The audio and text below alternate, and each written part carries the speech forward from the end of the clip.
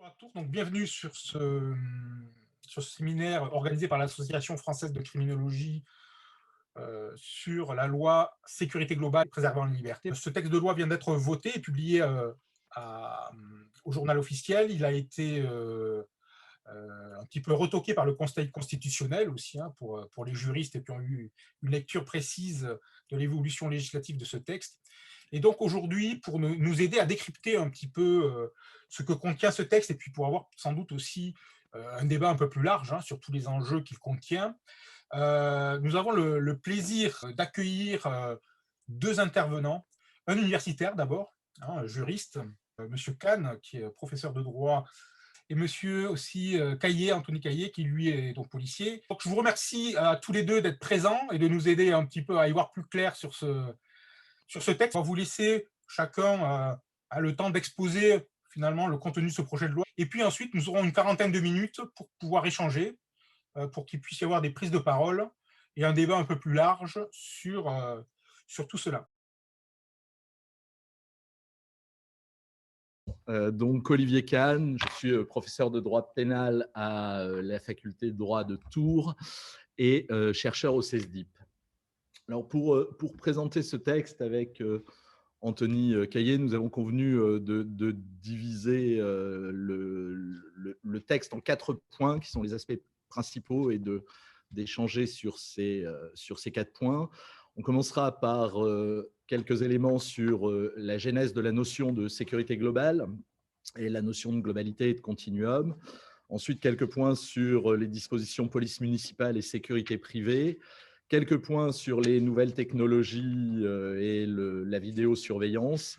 Et puis ensuite, les dispositions de protection des forces de police. Voilà, donc à chaque fois, en essayant de rester dans la limite de 5 minutes pour chacune de nos interventions sur chacun de ces points. J'attaque donc sur la notion de sécurité globale et la genèse du texte.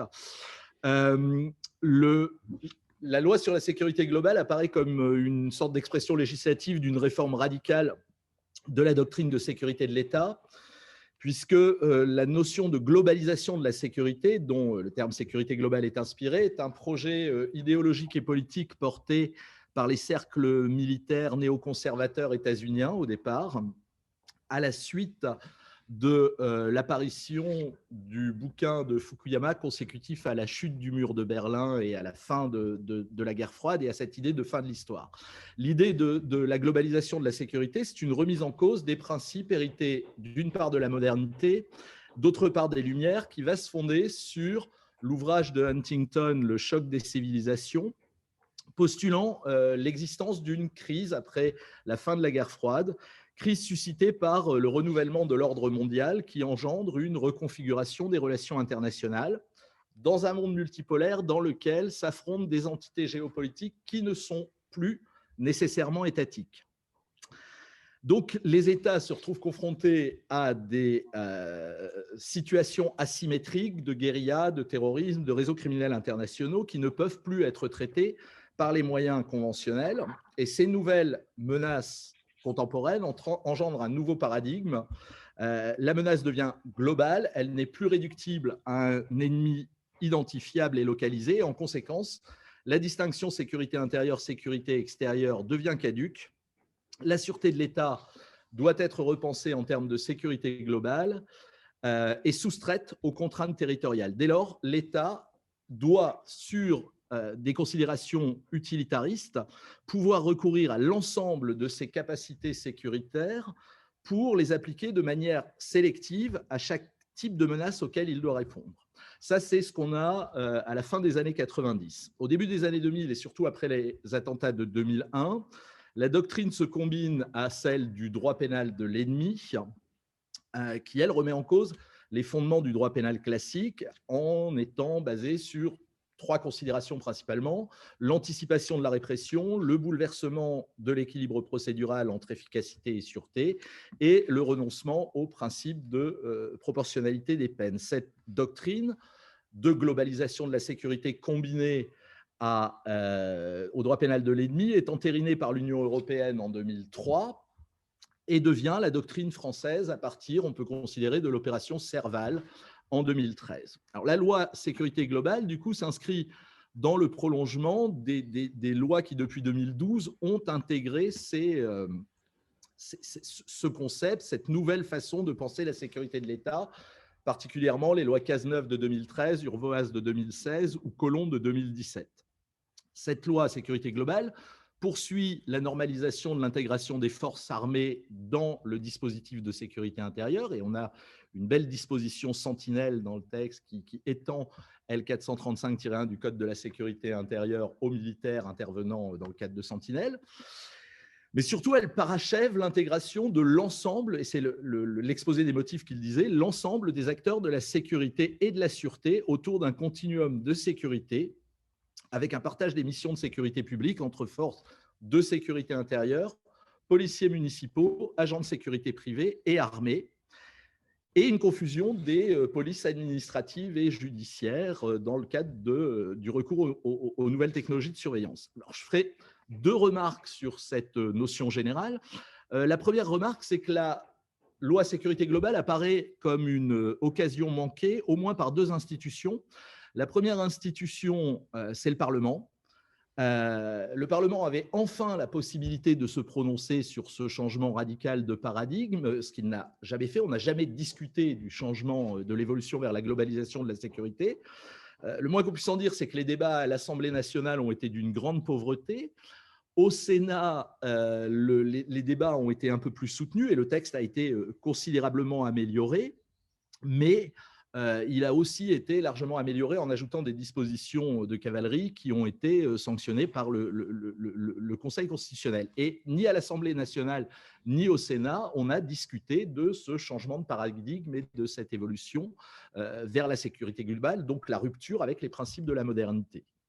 La deuxième institution, dans une moindre mesure, qui a manqué une autre occasion, c'est le Conseil constitutionnel. Alors, la décision du Conseil constitutionnel est satisfaisante à de nombreux égards, on y reviendra, mais là où, à mon avis, le Conseil constitutionnel est un petit peu passé au travers, c'est que ce texte lui offrait une possibilité de définir enfin le contenu de l'article 12 de la Déclaration des droits de l'homme et du citoyen, cette conception si particulière qu'a la France de ce qu'est la force publique, qui, à mon avis, devrait être considérée comme une composante de l'identité constitutionnelle française. Or, comme il l'a fait depuis ces dernières années, le Conseil constitutionnel intervient de manière pointilliste sur ce contenu de l'article 12, mais ne définit pas précisément. Plus exactement, il a défini dans sa décision du 10 mars 2011 l'idée que les missions de police régaliennes par essence n'étaient pas délégables, et puis ensuite, il a pris toute une série de décisions qui montrent qu'à l'évidence, tout cela est très négociable. On peut citer, avant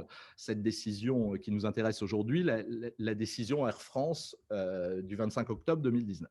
Donc ça, c'est la première remarque, même s'il y a quand même un peu d'espoir dans la décision du Conseil constitutionnel avec cette censure de l'article 1er sur la judiciarisation des polices municipales. La deuxième remarque qu'on peut faire, c'est que la théorie de la globalisation de la sécurité constitue le support théorique des livres blancs sur la sécurité et la défense nationale depuis 2006, et qu'elle est devenue la matrice du savoir policier contemporain. C'est-à-dire que ce texte, et c'était particulièrement vrai au moment de sa présentation, apparaît comme l'archétype de ce que Andrea Kretschmann a signalé, cette idée de, à partir du moment où le projet politique concernant la police et la sécurité disparaît, il est remplacé par un projet policier, par un savoir policier. Or, à mon avis, on a intérêt à prendre ça au sérieux parce que les policiers, enfin la haute hiérarchie policière, les policiers en général c'est toujours compliqué, mais la haute hiérarchie policière prend ça très au sérieux. On est dans un moment particulier où effectivement la police, le ministère de l'Intérieur sont en train de construire un savoir policier à disposition du politique pour remplacer l'absence de doctrine en la matière. On a assisté à la création d'une chaire à l'ENSP Lyon 3 de sécurité globale de la police nationale. L'INHESJ a été transformé en institut des hautes études du ministère de l'Intérieur. On produit des doctorants, des textes et des réflexions.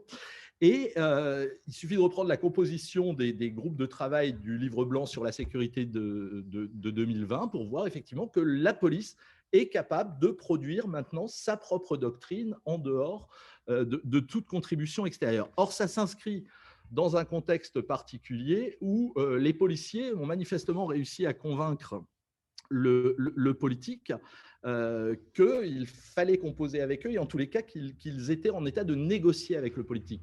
Je pense que la France est la seule démocratie libérale actuelle dans laquelle le ministère de l'Intérieur est obligé de payer les policiers pour accomplir leur mission ou pour participer à ce qui est organisé pour réformer leur profession. On a deux exemples assez intéressants. Le premier, c'est au moment de la réforme des retraites, les syndicats de policiers, enfin certains syndicats de police, ont exigé et obtenu du ministre de l'Intérieur le fait que leur régime spécial de retraite ne serait pas modifié pour, en contrepartie, maintenir l'ordre pendant les manifestations. Et la deuxième chose, c'est ce Beauvau de la sécurité, où un certain nombre de syndicats ont dit qu'ils ne participeraient pas, ont été reçus par le ministre de l'Intérieur, qui leur a octroyé la gratuité du transport, qui était une vieille revendication, pour accepter de participer. Donc on est dans un contexte très particulier où le politique quand même paye le policier pour accepter de participer. Voilà ce que je pouvais dire. Anthony? Merci de votre invitation. Je vais me présenter très rapidement. Anthony Caillé, je suis secrétaire général de la CGT Police. Je suis enquêteur judiciaire à la brigade de répression du banditisme. Et donc, moi, je ne vais pas revenir sur ce que Olivier a dit, mais plutôt sur le contexte de la notion de service public dans la police, peut-être. Je vais vous lire quelques lignes. Et puis ensuite, peut-être, effectivement, dans le temps du débat et des échanges, je pourrais répondre aux questions pratico-pratiques, entre guillemets, de la mise en musique et de la mise en application de ce qui peut se faire, de ce qui se fait et de ce qui se fait mais qui ne fonctionne pas en termes d'interaction entre les boîtes de sécurité privée, la police municipale et aussi le dispositif Sentinelle, puisque maintenant le continuum, c'est vraiment le quadriptyque police nationale, police municipale, sécurité privée et Sentinelle.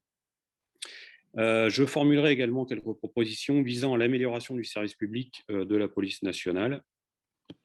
Et c'est tout d'abord l'analyse de la juxtaposition des termes service public et police qui retiendra notre attention. Cette analyse se révélera toutefois pas aussi simple qu'il y paraît. Elle nous amènera en effet à considérer, voire à confronter des notions parfois antithétiques, soit en apparence, soit en réalité. Cela résulte du fait que l'histoire de la police en France s'est construite de façon singulière. Contrairement à ce qui a pu se passer dans les pays anglo-saxons ou germaniques, notamment ce que décrivait Olivier, elle s'est instaurée sous l'autorité du monarque, c'est-à-dire sur l'ensemble du territoire et en tout lieu, en créant une institution chargée de veiller aux intérêts collectifs des administrés, de la population, en faisant régner l'ordre dans tous les domaines. Ainsi, la notion de police recouvrait un spectre très large d'activités, le maintien de l'ordre proprement dit, restant davantage aux mains des militaires.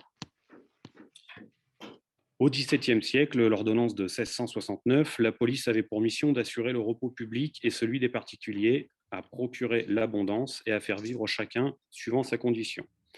Une première esquisse se dessine donc, nous amenant à considérer que la police est non seulement un service public, la notion étant conçue au sens large, mais aussi et surtout un organisme d'État dont la mission est avant tout de garantir les intérêts et le droit à la sécurité des populations. Cette conception idyllique n'a cependant pas résisté aux aléas de l'histoire. Ainsi, atténuant par là même les conceptions de Tocqueville en ce qui concerne la notion de police, lequel le reliait directement à un idéal de justice, Albert Camus pressentira dans Les Justes que la police peut devenir un instrument entre les mains des pouvoirs. On commence par vouloir la justice, on finit par organiser la police. Les périodes récentes, essentiellement les 20e et 21e siècles, ont ainsi vu se développer un paradigme nouveau, consécutif à la volonté des gouvernements successifs d'utiliser la police à des fins politiques. Ce paradigme est celui d'une police soumise à la politique, celui d'une police au service des pouvoirs. Cette relation entre police et politique constitue une des principales pathologies dans le fonctionnement de la police nationale.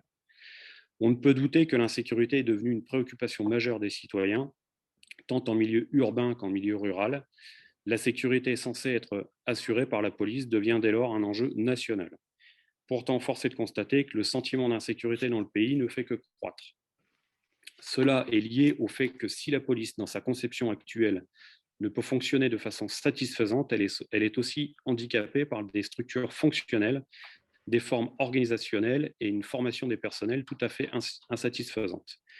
Devant un tel état de fait, on aurait pu légitimement attendre que les pouvoirs successifs prennent ce chantier en main et prennent toutes mesures visant à la mise en place d'une police efficace et démocratique, dotée des moyens utiles, et son fonctionnement est placé au service des citoyens. Malheureusement, il n'en a rien été. Au lieu de cela, des réformes néfastes se sont succédées, donc les RGPP, les LOPSI, la MAP, et ont ruiné une police qui ne survit plus aujourd'hui grâce à la bonne volonté de fonctionnaires opiniâtres, mais décriés, qui s'obstinent à faire tourner la boutique avec les faibles moyens dont ils disposent. Ce qui nous amène bien évidemment au continuum et de laisser la place aux boîtes de sécurité privées et aux polices municipales. Alors, face à la fois aux carences de tous ordres et à l'opiniâtreté de l'État, peut-on encore dire aujourd'hui que la police nationale, même si elle n'est pas discutable, que le domaine reste de ceux que l'on dit régaliens, constitue un service public? Y répondre par l'affirmative serait oublier que, d'une part, on lui a substitué au fil des années et des réformes des remplaçants situés hors fonction publique de l'État. On pensera en particulier donc aux polices municipales et aux opérations Sentinelle. Celles-ci sont en compétition permanente avec la police nationale. De plus, elles agissent sous l'autorité des maires, dont les intérêts peuvent se révéler différents de l'intérêt national, comme on a pu le voir notamment dans les mairies proches de Paris, comme celle du maire Balkany. Le seul rempart devant un éventuel absolutisme municipal reste le domaine judiciaire. Seule la police nationale et la gendarmerie nationale disposant aujourd'hui d'officiers de police judiciaire. Les fameuses complémentarités entre la police municipale et la police nationale, tant vantées par les gouvernements successifs, ne sont pourtant qu'exceptionnelles, et le cafouillage en matière de chevauchement des deux institutions sont légion. On pourra notamment parler des textes de l'article 1er qui a été complètement supprimé, mais qui prévoyait que la police municipale ne rende aucun compte à l'officier de police judiciaire territorialement compétent. L'autre axe concerne les sociétés privées. Elles sont appropriées ou se sont vues attribuer, le tout sur fond de mercantilisme, bien des missions qui relèvent en principe de la police nationale. Dans de telles conditions, on peut estimer que la police nationale a perdu son caractère de garant universel des intérêts des populations, en voyant ses compétences sur le territoire national singulièrement réduites et dispersées.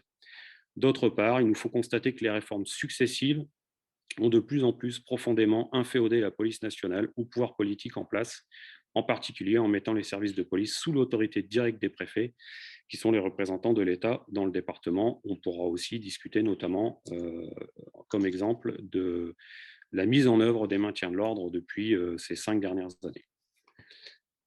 On conçoit tout de suite que l'institution n'est plus dès lors amenée à agir pour la protection des intérêts collectifs des administrés, mais uniquement pour l'intérêt politique des pouvoirs en place, et que cela est fortement et défavorablement ressenti par les administrés.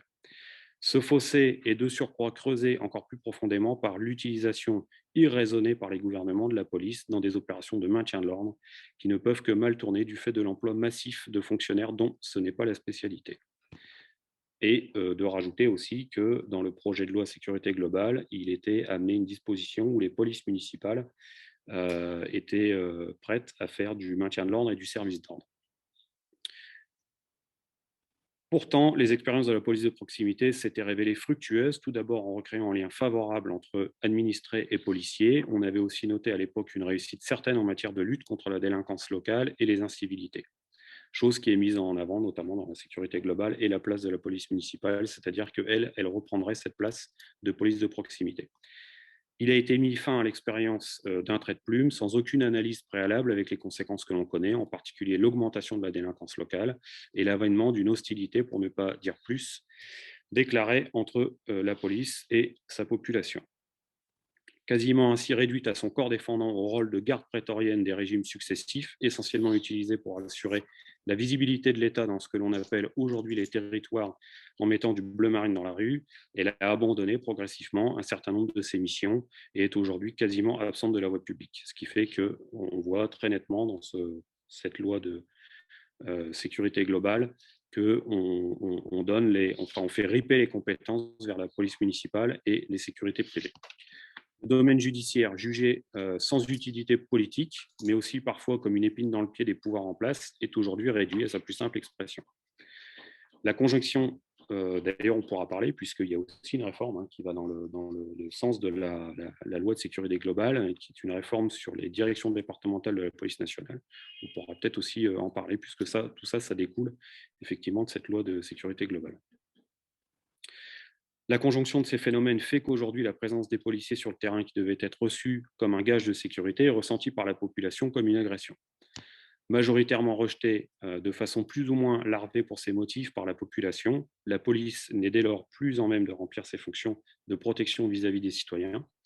Peut-on encore prétendre qu'elle assure un service public de police ? Comme on l'a vu, les réformes successives, en particulier celle de 1995, dite de corps et carrière, ont grandement participé à ces glissements et à creuser le fossé entre police et population. En instituant la polyvalence, en écrasant les corps au profit du corps de masse et en militarisant l'institution de façon grotesque, dans le cadre de structures de management désuètes, cette réforme a profondément nui à l'efficacité de l'activité de la police. Et donc, je ne vous en dirai pas beaucoup plus sur l'activité de la police, mais on pourra y revenir. Mais de dire qu'en tout cas, ce continuum, il nous pose un grave problème, même si effectivement l'article 1er a totalement été supprimé par le Conseil constitutionnel, mais on sait qu'il risque de revenir. C'est la judiciarisation, enfin en tout cas c'est le pouvoir donné judiciaire aux polices municipales qui s'affranchirait du rendre compte à l'officier de police judiciaire, qui pourtant est le seul garant aujourd'hui des libertés publiques sur les territoires et qui est le seul à prendre des mesures attentatoires aux libertés publiques. Et donc nous, la question qu'on se posait notamment là-dedans, c'est comment l'OPJ pourrait intervenir ou pourrait agir sur une judiciarisation de la police municipale. Donc, en tout cas, c'est des questions que nous, pratiquement, on se pose, on est vraiment dans un sens pratique, puisque l'officier de police judiciaire territorialement compétent, c'est lui qui doit prendre toutes les mesures attentatoires aux libertés publiques. Bon, donc, Olivier nous a tracé des éléments sur la genèse finalement de ce concept, et puis on voit comment tout ça se structure aujourd'hui dans une forme de pluralisation de la police. La police, on parle parfois de pluralisation de la police, multiples intervenants qui viennent s'ancrer dans ce territoire, au premier rang desquels les polices municipales et la sécurité privée. Je peux dire un mot aussi de cette municipalisation et privatisation des fonctions régaliennes. Effectivement, on peut se féliciter que le Conseil constitutionnel ait déclaré contraire à la Constitution sur le fondement de l'article 66, donc le judiciaire, la préservation des pouvoirs de l'autorité judiciaire, est déclaré donc contraire à la Constitution l'expérimentation de l'octroi de compétences de police judiciaire aux agents de la police municipale. Il n'en demeure pas moins que cette censure est quand même un peu l'arbre qui cache la forêt, parce qu'à côté, on a quand même 17 articles dans la loi qui augmentent les pouvoirs de la police municipale ou son champ d'action, et pas de manière négligeable, puisqu'on accroît le pouvoir d'interpellation donné aux policiers municipaux en vue évidemment de la conduite des individus devant l'OPJ, mais accroissement du pouvoir d'interpellation, accroissement du pouvoir de procéder à des fouilles et à des palpations, et en même temps retrait de l'habilitation à y procéder. Donc on ouvre à l'ensemble de la police municipale une compétence qui n'est quand même pas anodine. Création d'une police municipale à Paris, mutualisation des polices municipales dans le cadre des intercommunalités, et développement de la convention de coordination. Et là, on retrouve la logique du continuum de sécurité, la convention de coordination entre police municipale et forces de sécurité étatiques. Alors, à mon sens, l'article 66 aurait dû aussi conduire à la censure de l'article 3 de la loi sécurité globale, mais il se trouve que personne n'a eu la bonne idée de saisir le Conseil constitutionnel sur cet article. Pourtant, c'est là aussi un article qui, à mon avis, est très problématique, puisqu'il introduit il modifie une disposition du Code de la sécurité intérieure pour permettre aux maires de demander au procureur de la République de leur rendre compte de manière systématique des classements sans suite, des mesures alternatives aux poursuites, des poursuites engagées et des jugements définitifs. Et le texte dit que le représentant du parquet devra indiquer les raisons juridiques ou d'opportunité justifiant les décisions de classement sans suite. Alors, ça m'inspire quand même deux remarques. La première, c'est que j'imagine que les procureurs ne sont pas une denrée suffisamment importante en France pour qu'on puisse, au moins dans les villes moyennes et les grandes villes, être obligé de consacrer un procureur à l'information du maire sur l'ensemble des procédures. Or, pourtant, c'est ce qui va se passer concrètement. La deuxième chose, et surtout, c'est que je pense qu'on a un vrai problème en termes d'indépendance de la magistrature, c'est-à-dire qu'on peut imaginer l'instrumentalisation politique qu'un certain nombre d'édiles vont pouvoir faire de cette remontée d'informations et la pression qui va être mise sur les parquets à raison de cette obligation de remonter et de motiver juridiquement. S'agissant de la sécurité privée, le texte est aussi intéressant puisqu'il accroît assez considérablement les missions de surveillance et permet entre autres la surveillance sur la voie publique aux fins de lutte contre le terrorisme. Alors même si le Conseil constitutionnel a posé une réserve d'interprétation qui limite bien géographiquement aux alentours des lieux, aux abords immédiats des biens qu'ils doivent protéger, mais quand même la sécurité privée interviendra sur la voie publique. On supprime l'exigence d'habilitation et d'agrément pour pouvoir procéder à des palpations de sécurité. On autorise le contrôle par des agents de sécurité privée de manière systématique autour des manifestations sportives, récréatives et culturelles. Et là aussi, logique du continuum de sécurité, on place les agents de la sécurité privée sous un dispositif de protection judiciaire qui est équivalent à celui des policiers. C'est-à-dire que l'article 27 de la loi prévoit que les agents de sécurité privée bénéficieront maintenant de la circonstance aggravante particulière en cas de violence dirigée contre eux et seront donc protégés comme des policiers, des magistrats et autres dans l'exercice de leurs fonctions. En étant toujours dans cette logique de continuum un peu bizarre, en étant aux agents de sécurité des bailleurs sociaux qu'on va assermenter la possibilité de dresser procès-verbal des infractions qui les concernent. Et donc, après les contrôleurs de bus, les polices privées des entreprises de bus, les bailleurs, on voit que se développe comme ça une conception très étrange de la police qui permet chacun dans son activité professionnelle de dresser des procès-verbaux. On peut faire 4 remarques sur cette évolution, donc police municipale et sécurité privée. La première, c'est effectivement la limite de la saisine du Conseil constitutionnel. Là, l'article 3 est particulièrement révélateur. On a eu une espèce de consensus entre les différentes forces parlementaires pour ne pas saisir le Conseil constitutionnel de cette question. Et on le voit dans les débats, cette possibilité, cette obligation faite au procureur d'informer le maire était soutenue à la fois à droite et à gauche, malgré, encore une fois, les risques qu'elle induit sur l'indépendance de la magistrature. La deuxième chose, c'est l'idée de ce mouvement qu'on pressent et qui a été plus ou moins théorisé déjà, de remunicipalisation de la sécurité publique, alors, qui présenterait pour le gouvernement 2 avantages. Le premier avantage, c'est de transférer le fardeau politique de la sécurité publique, c'est-à-dire que vous n'êtes plus responsable de l'insécurité urbaine si c'est transféré aux collectivités territoriales, on ne pourra plus s'en prendre au gouvernement. Et la deuxième chose, c'est évidemment le partage du coût économique, puisque toutes ces politiques publiques consistant à mettre du bleu marine dans la rue, eh bien, si vous municipalisez la sécurité publique, vous faites porter le fardeau économique sur les collectivités territoriales. S'agissant des policiers et des gendarmes, cette évolution est plus ambiguë. À la fois, effectivement, il y a un problème qui va se poser pour les policiers, c'est que on remunicipalise ou on transfère vers la sécurité municipale et privée un certain nombre de compétences, y compris judiciaires, c'était le projet, mais on ne modifie pas la politique du chiffre, de sorte que, comme le disait Anthony tout à l'heure, la police municipale devient une vraie concurrence dans l'établissement des statistiques. Et sans parler des situations caricaturales, vous avez peut-être lu l'ouvrage de Gendreau, flic, donc sur ce journaliste qui s'est infiltré et qui montre qu'il a travaillé dans une équipe où le chef d'équipe ne fait que des sauvettes. Il fait 14 sauvettes par jour et ces 14 sauvettes lui permettent d'avoir les meilleures statistiques de son commissariat et tout ce qui va avec. C'est sûr que si la municipale s'y met aussi et qu'on transfère vers la municipale, on ne peut plus faire ça.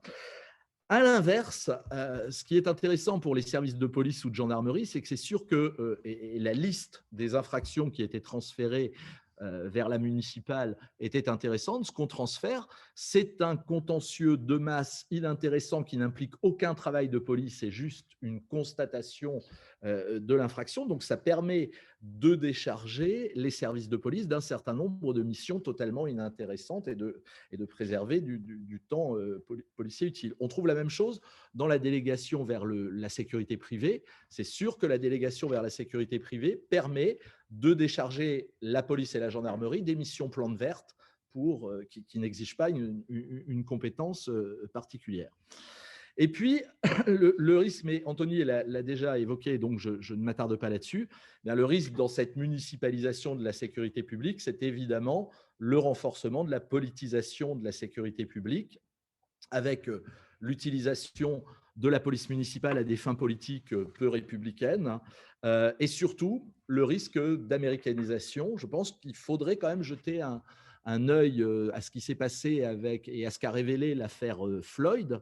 Je ne parle pas du racisme dans la police, je parle du poids du syndicat des policiers de Minneapolis et de l'impossibilité pour la municipalité de réformer l'action de la police à raison du poids politique de ce syndicat des policiers de Minneapolis qui entraîne le mouvement Defund the Police. C'est-à-dire la police est devenue tellement autonome et tellement puissante que le seul moyen qu'on imagine pour régler la question de cette puissance de la police au sein de la municipalité, c'est de définancer la police. Voilà ce qu'on pouvait dire sur cet aspect continuum de sécurité.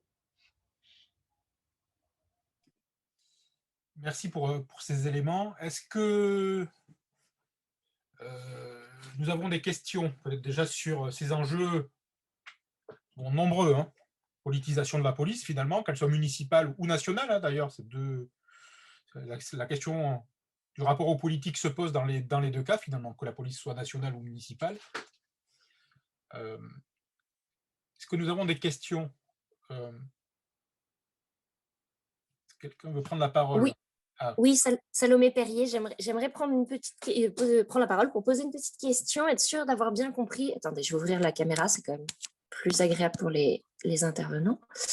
Je voudrais être sûre d'avoir bien compris, en fait, à travers cette municipalisation de la police, est-ce que vous pensez qu'il va y avoir quand même des règles, des cadres qui vont être donnés pour garder un fonctionnement unifié sur le territoire?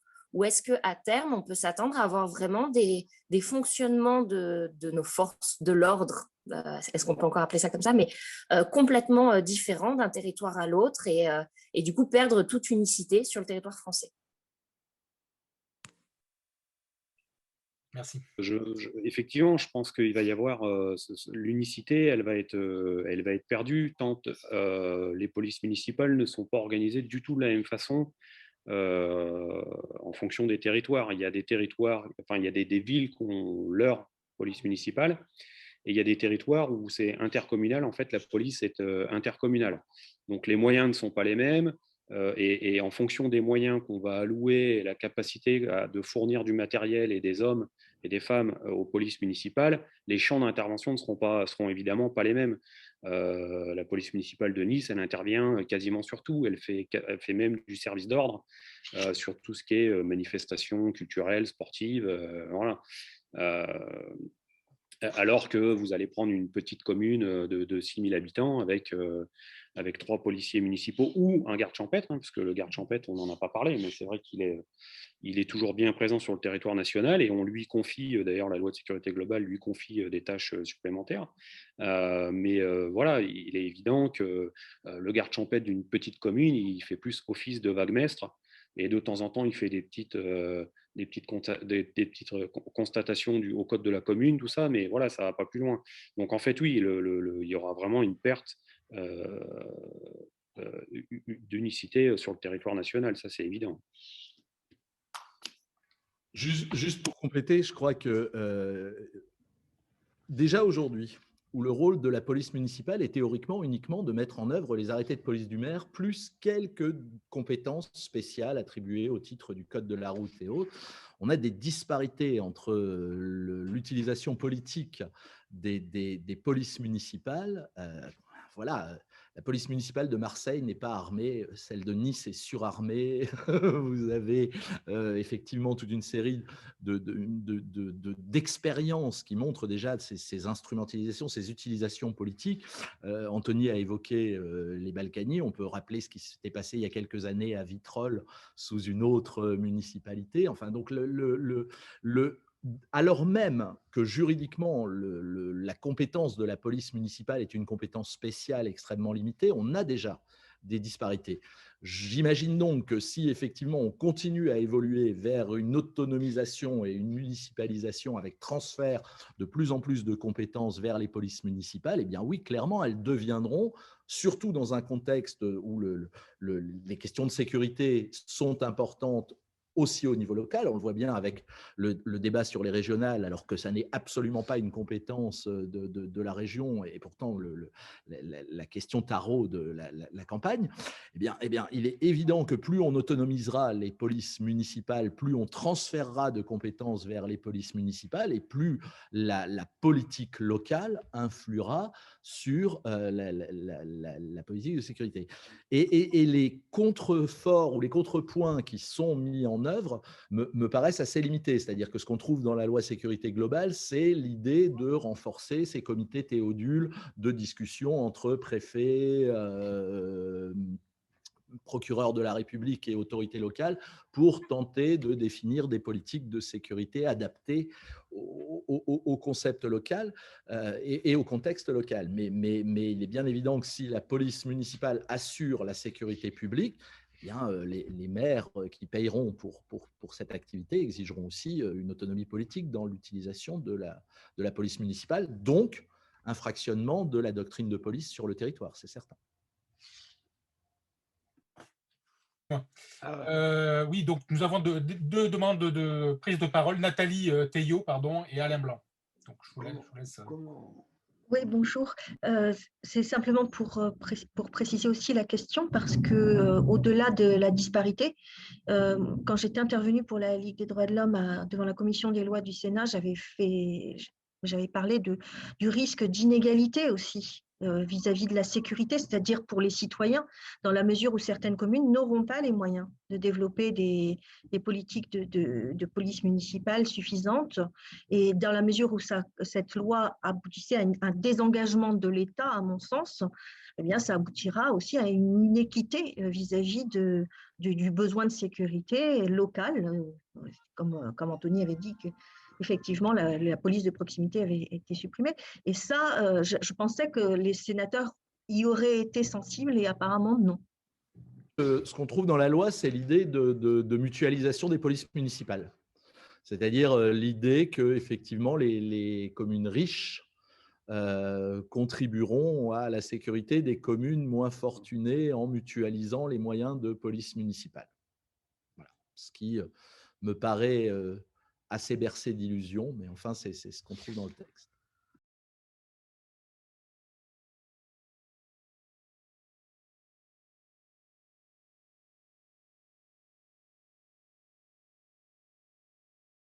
Alain Blanc, peut-être, qui voulait intervenir. Donc. Une remarque très, très générale, mais au sein de l'AFC, on ironisait tout à l'heure, quand il a été question de la chaîne pénale, je me bats depuis des années pour bannir ce concept de chaîne pénale qui donne le sentiment que tous les maillons de la chaîne sont liés entre eux et que par conséquent, il y a une continuité. Et voilà l'explication du rejet un peu de ce concept avec tout ce qu'il implique. C'est-à-dire que, bon, effectivement, ça commence avec une interpellation et après, tout part sur des rails. Or, ce qui est important, en particulier sur des enjeux de liberté, et par conséquent de sécurité avec les enjeux de liberté, c'est qu'il y a un moment ou un autre, on s'arrête et que les institutions récupèrent leur mission propre. Sinon, effectivement, on a quelque chose qui, je ne pense pas être grand mot, mais qui tourne autour du totalitaire. Moi, quand j'ai vu l'intervention, enfin la suggestion d'Olivier Faure de voir la police associée aux décisions prises concernant les aménagements de peine, je me suis arraché les cheveux. Je me suis dit, où va-t-on? Il n'y a plus de séparation des pouvoirs, il n'y a plus rien. On est dans cette espèce de masse, de magma, là, dans lequel on est en train de perdre ce qui fait une démocratie, quoi. Voilà.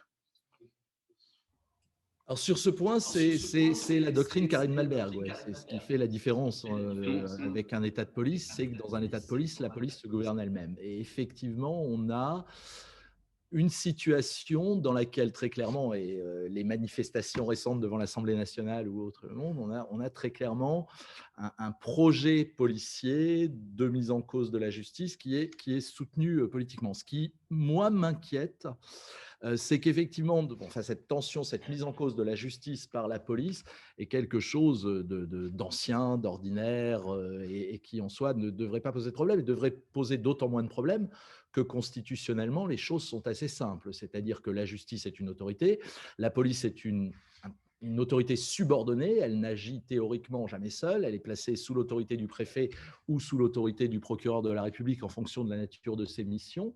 Et donc, théoriquement, la police n'a pas d'autonomie d'action.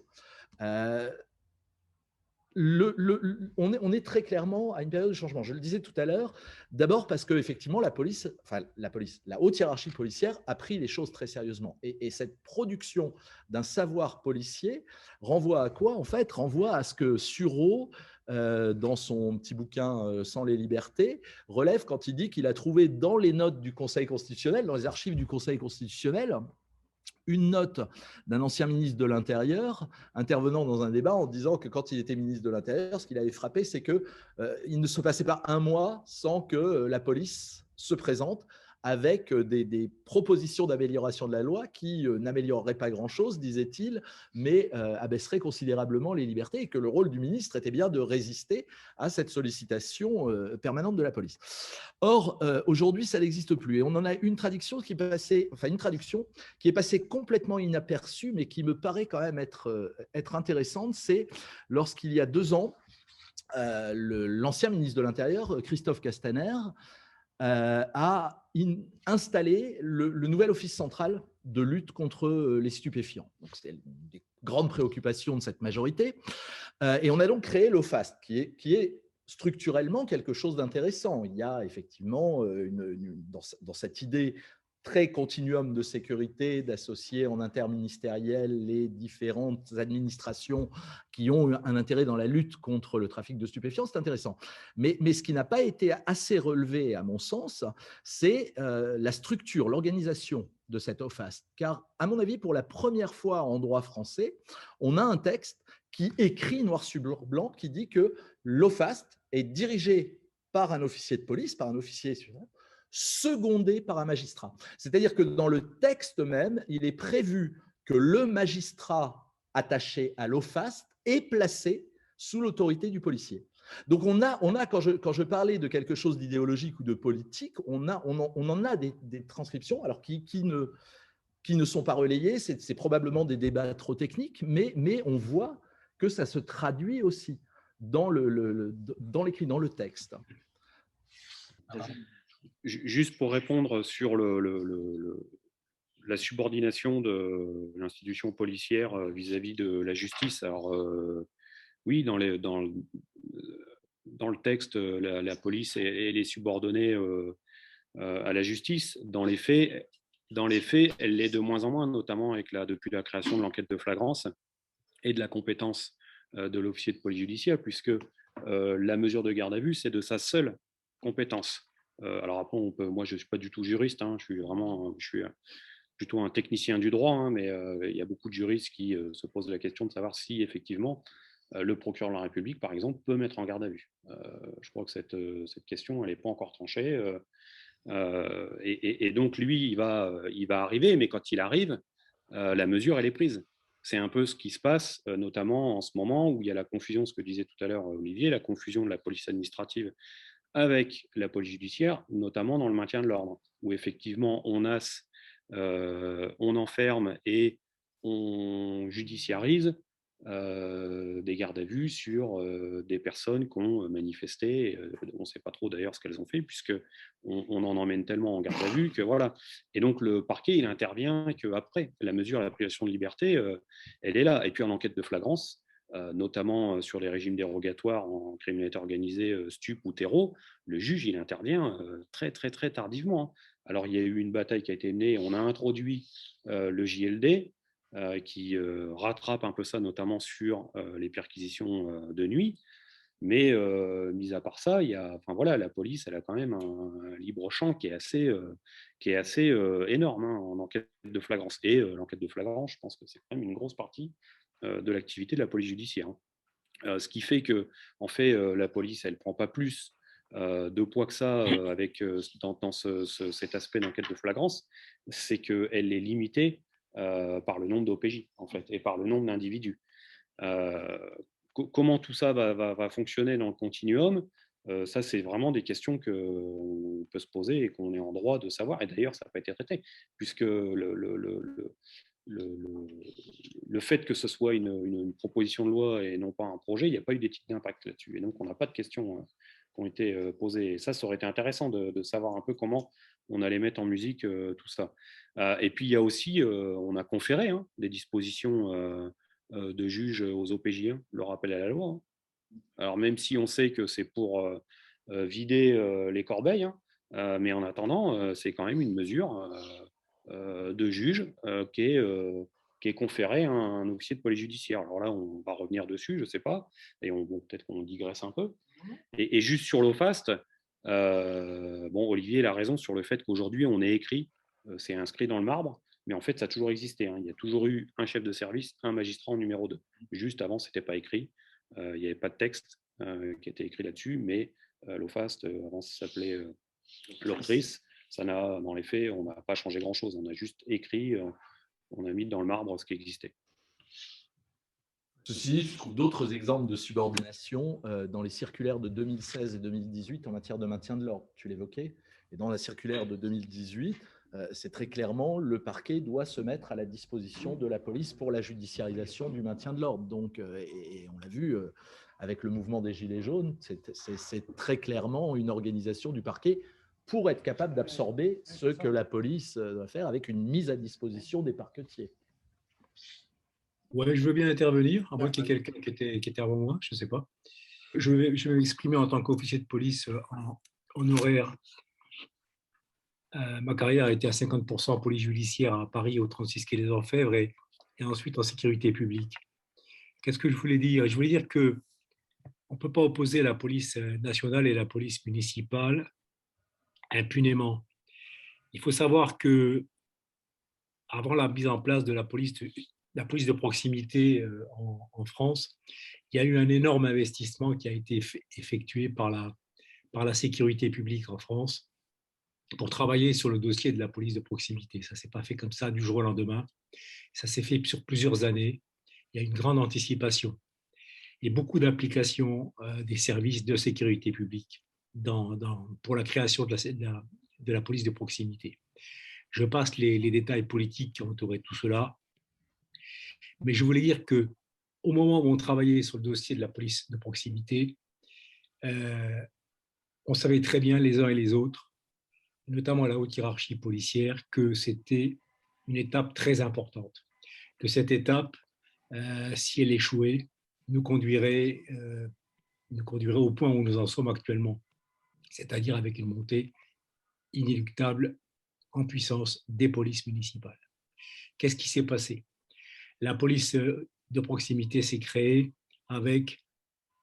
sous le regard étonné des directions de grandes directions des services actifs de la police nationale. La direction qui s'occupait du renseignement, celle qui s'occupait de la direction centrale de la police judiciaire et autres, qui regardaient monter en puissance la police de proximité sans coup férir, mais en tout cas sans l'aider. Et c'est bien pour ça qu'on a assisté à des échecs de ci, de là, qui ont été balayés par le gouvernement Sarkozy sans difficulté, puisque les autres directions des services actifs n'ont pas levé le petit doigt pour éviter l'échec. On voit la police municipale qui monte en puissance. Mais qu'est-ce qui se passe? On s'aperçoit que la police nationale, que j'ai quittée il n'y a pas longtemps, n'est plus capable de faire des propositions. Elle est capable de dire tous les jours, d'écrire ce qu'elle ne veut pas, ce qu'elle souhaite, ce qu'elle voudrait pour se protéger, pour ceci, pour cela. Mais à aucun moment, elle est capable de recentrer le débat dans la mission de service public qui était la mission primordial de la police nationale. C'était de rendre service au public, de défendre la veuve et l'orphelin, de protéger les personnes et les biens. Et donc, la police nationale est en train de se recroqueviller, elle est repliée sur elle-même, elle fait très peu de propositions pour avancer. La haute hiérarchie prisonnière de ces cadres logiques, de promotion catégorielle, ne sort pas de sa réserve, laisse faire la base qui est livrée à elle-même, qui n'est pas capable, vu la masse de travail qu'on lui demande d'accomplir, d'analyser ce que je disais tout à l'heure lors de l'Assemblée générale de l'Association française de criminologie, qui n'est pas capable de faire, qui n'est pas en mesure de faire une analyse sur son travail. Lorsqu'on voit les tableaux de bord, lorsqu'on voit la politique du chiffre, elle n'a pas évolué à la baisse. Et quand vous donnez un tableau de bord et des indicateurs d'activité à l'administration, mais l'administration se régale, elle adore ça. Les tableaux Excel, c'est son affaire. Et vous aurez toujours des tableaux de bord qui vont bien. Bon. Je veux dire que on s'aperçoit de quoi? La notion de service public a quasiment disparu. Le temps consacré à l'audition d'une victime n'est jamais pris en compte dans les indicateurs d'activité. Lorsqu'on passe de violence conjugale, de violence intrafamiliale, de violence à caractère sexuel, le temps consacré à l'audition de la victime est déterminant pour la suite. Il est déterminant. Il n'est jamais pris en compte dans les indicateurs d'activité. Tout à l'heure, on parlait de vente à la sauvette. Il est évident que pour traiter une vente à la sauvette, ce n'est pas le même investissement que pour participer à l'audition, procéder à l'audition d'une personne qui a été victime d'un viol ou de son agresseur supposé. Pour en terminer, la police municipale, la police nationale travaillait sur les instructions de parquet. Les instructions de parquet, ça veut tout dire, ça veut rien dire. En tout cas, ça veut dire qu'avec les instructions de parquet, on administre un quartier, on administre un secteur, on administre une circonscription de sécurité publique. Il s'agit de là de traiter les dossiers de non-paiement des pensions alimentaires, de petites violences, d'incivilité, de problèmes entre voisins, de morsures de chiens. Tout cela, c'est très important dans la vie des contribuables, des administrés. Ces dossiers-là, on peut considérer que la sécurité publique, donc la plus grande masse de la police nationale française, et je mettrai la gendarmerie dans le même lot, est en semi-faillite, c'est-à-dire que nous n'avons plus la capacité à traiter ces demandes. Pourquoi? Il y a trop de judiciarisation peut-être, mais en tout cas, il y a trop de dossiers. Après, il faut voir ce qu'il y a dedans. On en est à plusieurs milliers de dossiers par fonctionnaire, parfois, ce qui veut dire qu'ils ne seront jamais traités. Ce qui veut dire que les administrés, les gens des quartiers ne voient jamais leurs problèmes traités. Voilà. Ils ne voient que la police courir de droite à gauche avec un gyrophare et un deux-tons, aller très vite. Je m'aperçois que la police municipale, elle a pris exactement le même modèle. Elle va d'un point A à un point B avec un gyrophare et un deux-tons très vite.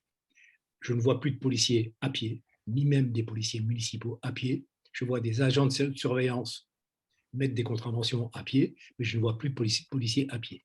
Or, je peux constater, pour l'avoir pratiqué moi-même, qu'un policier à pied, on va beaucoup moins l'agresser qu'un policier en voiture.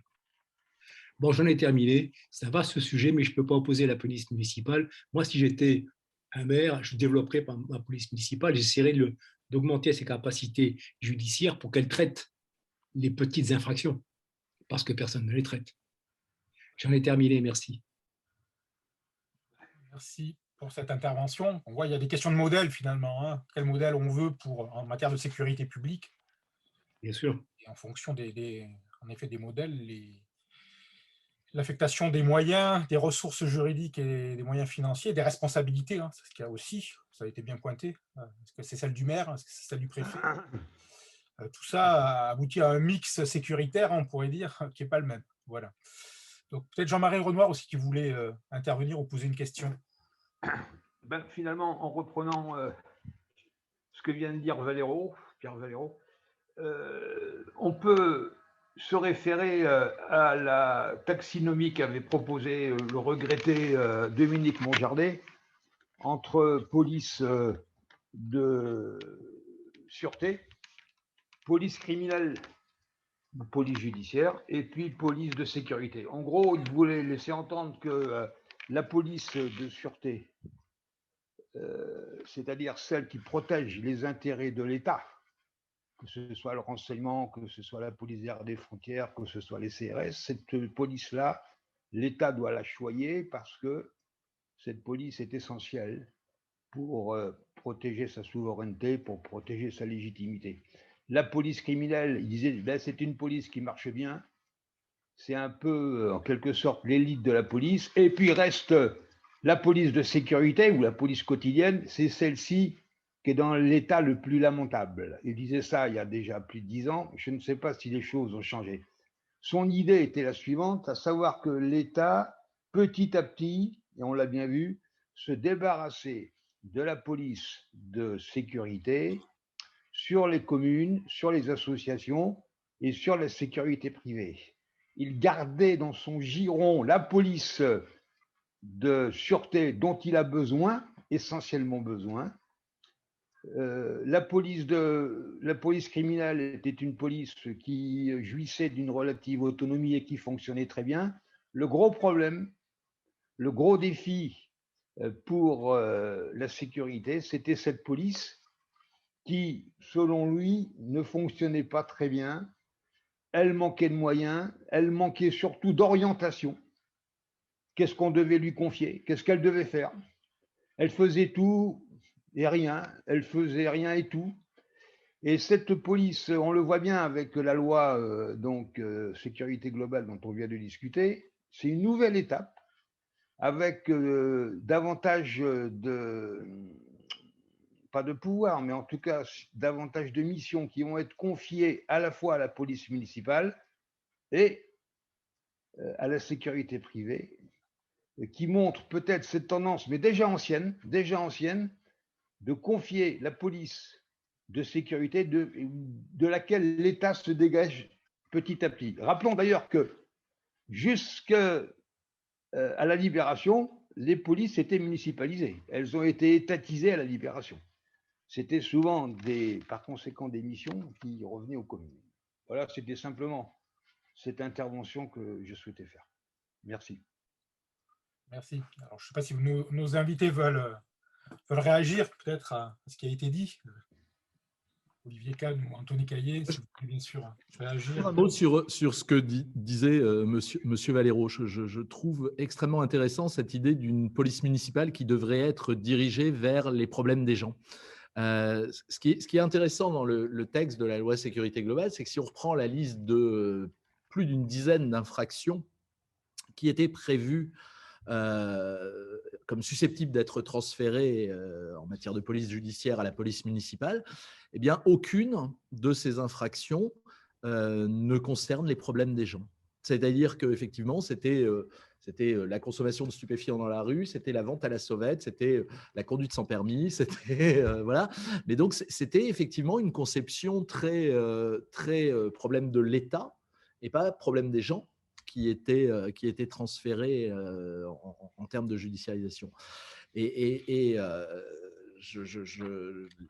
L'idée était peut-être de choisir ces infractions parce qu'elles étaient soustraites au contrôle du juge, ce qui a entraîné la censure par le Conseil constitutionnel. C'est-à-dire que le procureur ne contrôlait plus cette activité de police judiciaire.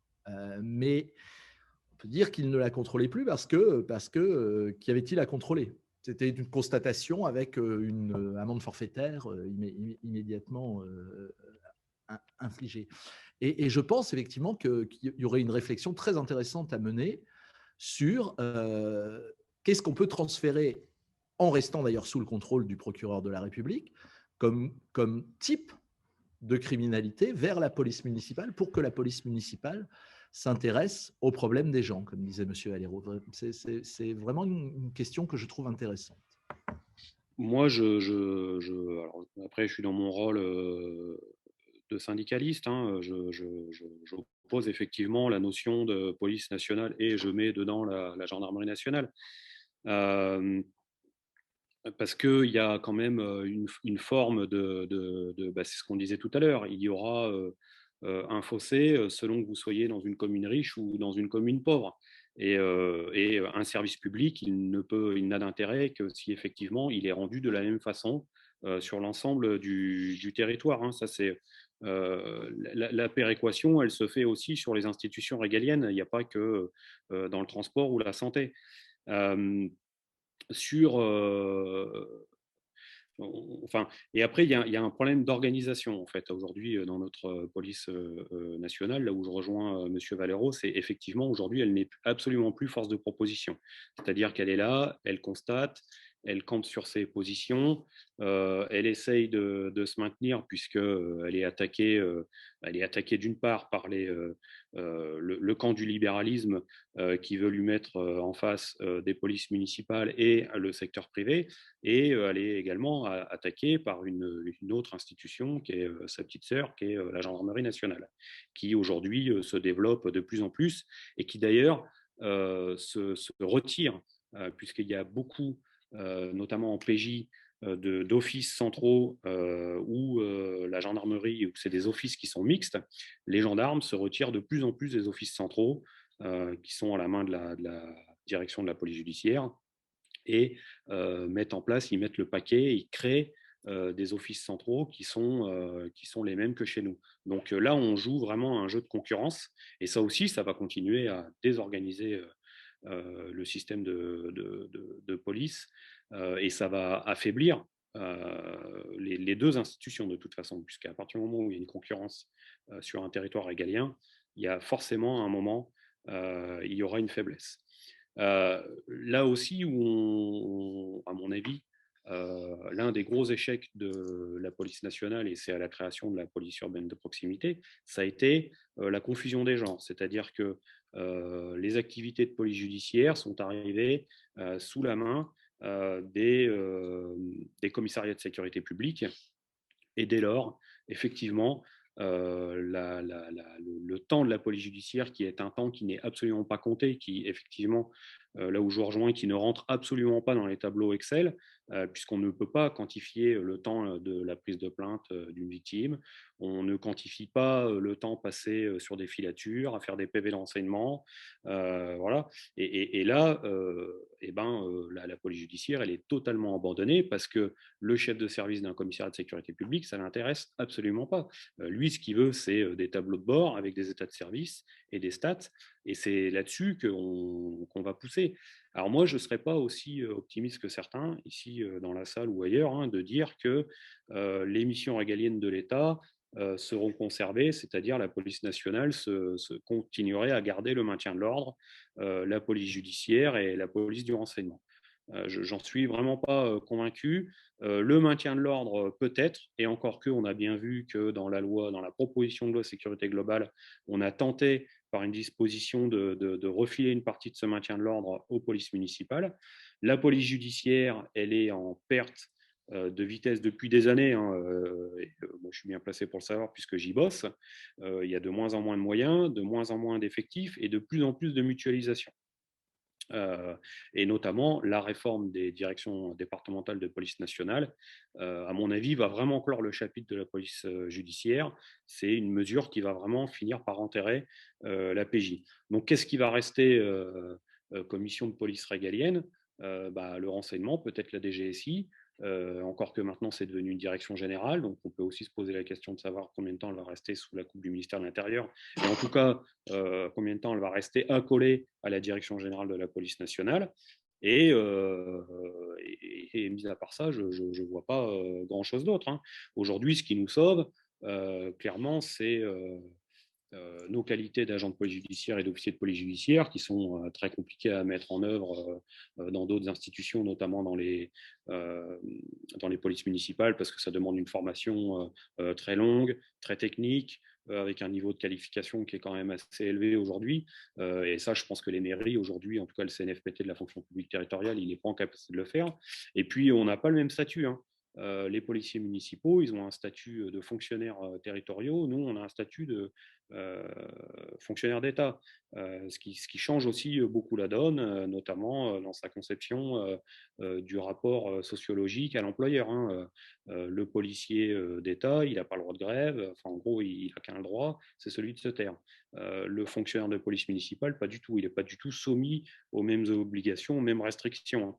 Donc ça aussi, je pense que l'État pèse le pour et le contre, mais voilà, en tout état de cause, moi, je ne suis pas aussi...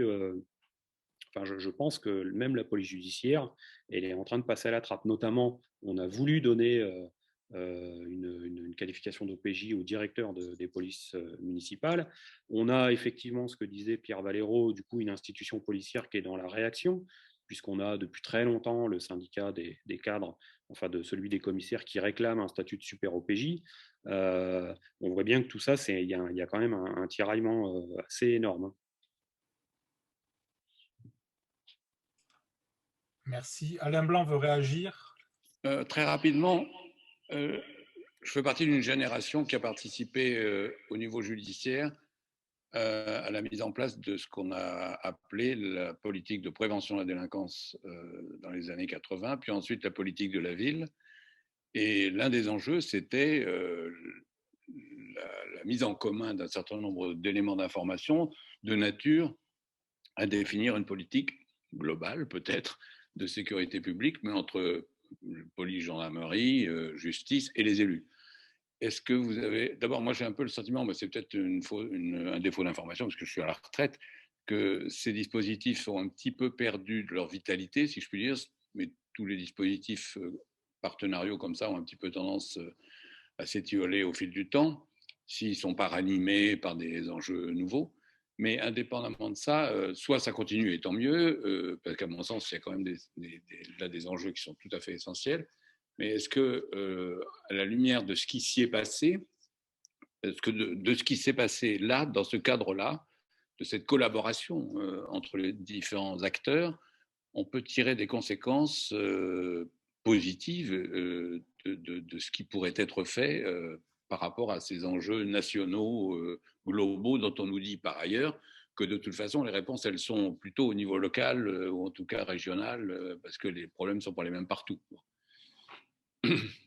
En tant que juriste, je suis bien incapable de répondre scientifiquement sur ce point. Ce que je peux lire dans les travaux de mes collègues sociologues qui ont travaillé sur ces questions, c'est que ces dispositifs fonctionnent, je dirais, de manière intuitu personae. C'est-à-dire que s'il y a au niveau local une volonté à la fois du politique, des autorités de police et du judiciaire de coopérer, ça peut marcher très bien et permettre l'élaboration de solutions intéressantes et adaptées aux situations locales.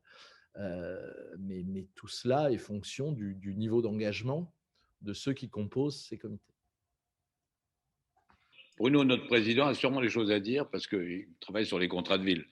Bon. Oui, alors ce n'est pas d'ailleurs les contrats de ville, c'est beaucoup de choses d'ailleurs aujourd'hui. La question qui se pose, c'est la question de des contractualisations de sécurité qui ne sont pas nouvelles, mais qui est l'idée qui a surgi à la suite de la LOPS de 1995 et puis donc surtout finalement juste après reprise par le gouvernement socialiste, cette fois de Lionel Jospin, l'idée de mettre en place dont on peut trouver aussi déjà au début des années 80, en effet dans les conseils locaux, dans les CCPD, les conseils communaux de prévention de la délinquance, l'idée de mettre tout le monde autour de la table pour travailler de concert à la résolution des problèmes alors pas seulement de sécurité publique d'ailleurs, mais aussi de prévention de la délinquance, donc c'est quelque chose de beaucoup plus large. Donc il y a l'instrument du contrat du contrat de sécurité qui a émergé notamment en 1997, où la police finalement, l'État amenait dans la besace deux choses, la police de proximité en disant nous on va vous amener une police plus proche du citoyen, et puis à l'époque tout ce qu'on appelait les nouveaux métiers, les agents locaux de médiation sociale, tous ces métiers de médiateurs qui ont été financés à l'époque à grand train. Et puis cet instrument contractuel, l'idée qu'il fallait faire un diagnostic sur le territoire pour savoir de quoi il était question, et pour ensuite essayer de mettre en place un plan d'action. Bon. Et c'est vrai que donc, à partir de quelques années plus tard, donc, c'est Nicolas Sarkozy qui a repris le ministère de l'Intérieur, qui a dit que toutes ces contractualisations, ça ne fonctionne pas, et a mis en place finalement quelque chose d'assez similaire. Hein, donc, c'est aussi rhétorique, c'est-à-dire les CLSPD, les conseils locaux de sécurité et de prévention de la délinquance, ou les conseils intercommunaux, on en a un peu parlé aussi de l'échelon intercommunal, qui pose des questions de mutualisation des ressources, des conseils intercommunaux de prévention de la délinquance. Donc, tout un tas finalement d'instances de collaboration qui existent aujourd'hui, qui sont obligatoires même dans certaines communes. Hein. Au-delà de 10 000 habitants, normalement, tout maire doit mettre en place un conseil local de sécurité et de prévention de la délinquance, une attribution qu'il peut transférer à l'intercommunalité, hein, métropole, qui a souvent des ressources supérieures et qui peut être un échelon de mutualisation, policière d'ailleurs, hein, au niveau des polices municipales, mise en place de police des transports, par exemple, hein, sur certains territoires. Donc, tous ces dispositifs, ils continuent d'exister. Il y a même un plan national de prévention de la délinquance qui vient d'être voté, hein, que les maires, là, logiquement, doivent mettre en œuvre et que les préfets doivent mettre en œuvre.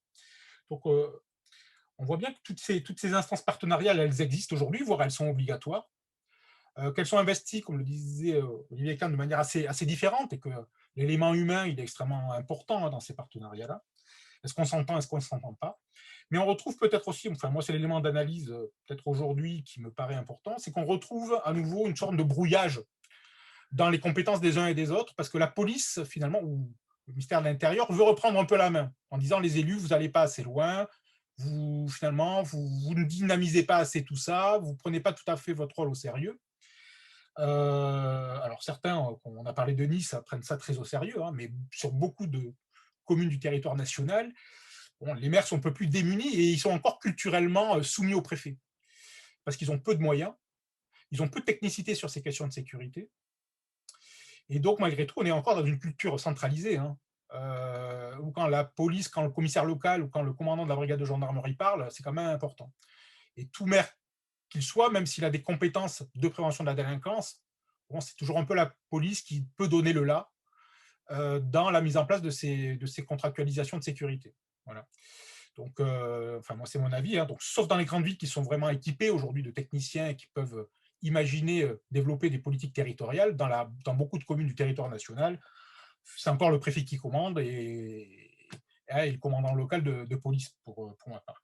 Alors, et je termine là-dessus. Là où il y a peut-être un brouillage à nouveau, c'est qu'au-delà de ces instances de prévention de la délinquance, on voit bien que l'État veut reprendre la main. On a vu surgir de nouveaux espaces d'intervention et de coordination. Par exemple, dans le cadre de la mise en place des zones de sécurité prioritaires. Hein, où c'est finalement l'État qui reprend l'animation et la coordination de tout ça, comme il le faisait autrefois d'ailleurs. Hein, c'est pas si nouveau. Où là, on parle des GOP, des groupes opérationnels de partenariat. Voilà. Donc finalement, c'est quoi? C'est les services de police qui reprennent, à qui on redonne en tout cas la responsabilité d'animer ce partenariat local. Sauf que le prisme, il n'est quand même pas le même en termes de responsabilité. Là, ça veut dire que c'est l'État qui reprend un petit peu l'animation du partenariat de prévention de la délinquance. Donc au final, on peut se demander, c'est de la responsabilité de qui tout ça? Et un peu de tout le monde, ça dépend des territoires. Et il y a une forme de confusion peut-être aussi qui peut être difficile. On va avoir sans doute des dispositifs qui sont de plus en plus difficiles à lire et à enseigner, hein, pour ceux qui sont dans les universités et qui doivent décrire un peu le système policier ou le système de sécurité français. Ben, ça fonctionne de plus en plus de manière différentielle selon les territoires. Et dernier point, là, finalement, le dernier étage de la réforme aujourd'hui, c'est une nouvelle contractualisation qui arrive, les contrats dits de sécurité intégrés.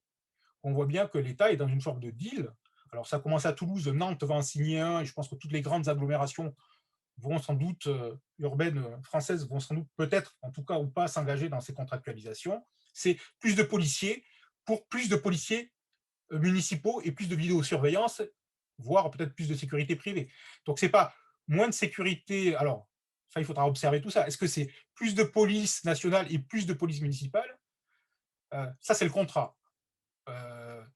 Sur la base d'un contrat entre le préfet et le maire, finalement. Donc, comment tout ça, ça va évoluer? Est-ce que ce plus de police nationale pour plus de police municipale, il va se traduire au bout de quelques années par plus de police municipale et moins de police nationale? Bon, hein, je pense qu'il y a certains maires qui se disent on est en train de nous faire monter en puissance et après on a peur d'un désengagement de l'État. Donc, comment ces contractualisations, est-ce qu'elles seront tenues sur le long terme? En tout cas, on voit bien de nouveaux instruments de de concertation émerger entre les services de l'État et les services des collectivités territoriales, avec quand même malgré tout un poids des préfets, hein, à mon avis, sur le territoire qui reste important et des forces de police qui restent importants. Voilà, les maires, même s'ils sont montés en gamme, on pourrait dire, sur ces questions-là, à part quelques grands maires un peu médiatiques qui ont fait de la sécurité qui en ont fait des politiques territoriales, avoir un peu leur fonds de commerce politique, je pense que c'est malgré tout encore l'État qui pilote et qui impulse en tout cas ces dispositifs-là. Donc voilà, je m'arrête là, pas être trop long. Est-ce qu'on enchaîne sur les deux derniers thèmes, la vidéosurveillance et la protection de ceux qui nous protègent? Sur les nouvelles technologies de surveillance, on peut dire deux choses s'agissant de la loi sécurité globale.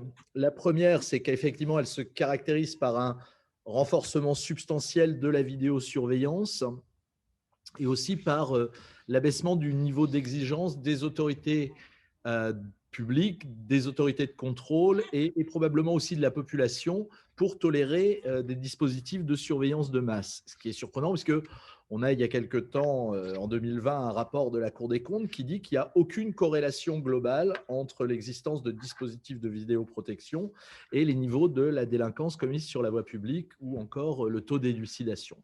En tous les cas, la loi sécurité globale, on va le montrer, étant considérable dans ça.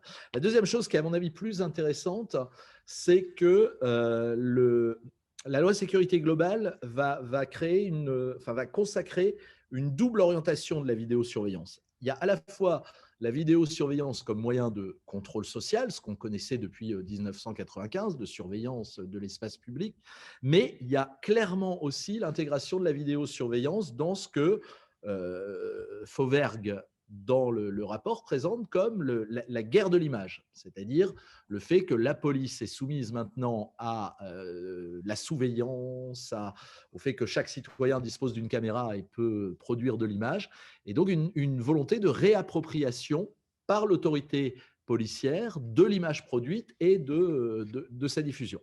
Alors concrètement, ça se traduit par quoi? S'agissant de l'extension de la vidéosurveillance comme outil de contrôle social, c'est une extension considérable des possibilités d'accès aux caméras de vidéosurveillance et du développement et du déploiement de ces vidéosurveillances. C'est-à-dire que quand on lit le texte, il y a une espèce de mutualisation entre la nationale, la municipale, les entreprises de transport public de voyageurs. Tout le monde produit de l'image et cette image doit être accessible en temps réel à tout le monde et particulièrement aux services de police. Et ensuite, c'est toute forme d'image, c'est-à-dire c'est la vidéosurveillance fixe, mais aussi toutes les formes plus ou moins mobiles de vidéosurveillance. Avec donc 3 remarques, une extension des espaces soumis à la vidéosurveillance et des finalités de la vidéosurveillance, mais aussi des agents habilités à consulter. On est très très loin du temps où seul un OPJ pouvait extraire une image de vidéosurveillance. Aujourd'hui, c'est vraiment un peu le sentiment d'open bar, avec du coup un abaissement du niveau d'exigence relatif à la qualité des agents capables d'utiliser et d'exploiter la visio, même si le Conseil constitutionnel a quand même posé un certain nombre de réserves d'interprétation pour tenter de limiter ce côté un petit peu open bar, comme je disais. Reste que ce développement de la vidéosurveillance fait quand même l'objet des critiques de la CNCDH, du Défenseur des droits et des rapporteurs spéciaux de l'ONU, donc je ne serais pas surpris que se développe en la matière du contentieux. La deuxième chose, c'est la question de la vidéosurveillance comme outil à la disposition des forces de sécurité intérieure dans la guerre de l'image. Et ça, c'est très clairement les dispositions de ce qui était l'article 21, qui est devenu l'article 45, c'est-à-dire les caméras individuelles portées par les agents de la police, mais aussi par les agents des entreprises de transport, par les agents de la police municipale, par les gardes champêtres qui vont l'expérimenter. Enfin voilà, chacun va produire son image. Et la manière dont c'est présenté, à la fois par les rapporteurs de la loi sécurité globale et par le ministère de l'Intérieur, c'est qu'il faut maintenant que les policiers produisent et contrôlent leur image, y compris donc à destination du public. Et cette expérimentation des caméras individuelles, la réforme qui vient d'être opérée me paraît inquiétante. Le principe était, avant la loi sécurité globale, que les policiers disposaient du droit de déclencher leur caméra individuelle, mais en contrepartie, ils n'avaient pas accès aux images qu'ils filmaient qui étaient soumises à un contrôle extérieur. Aujourd'hui,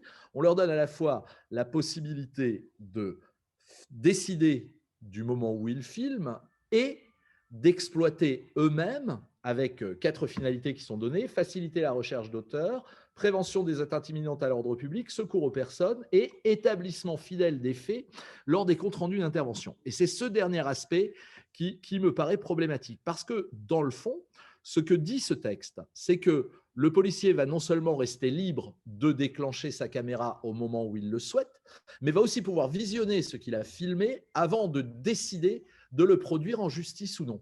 Et donc, vous avez une construction par l'image intégralement contrôlée de ce qui va être transmis aux magistrats.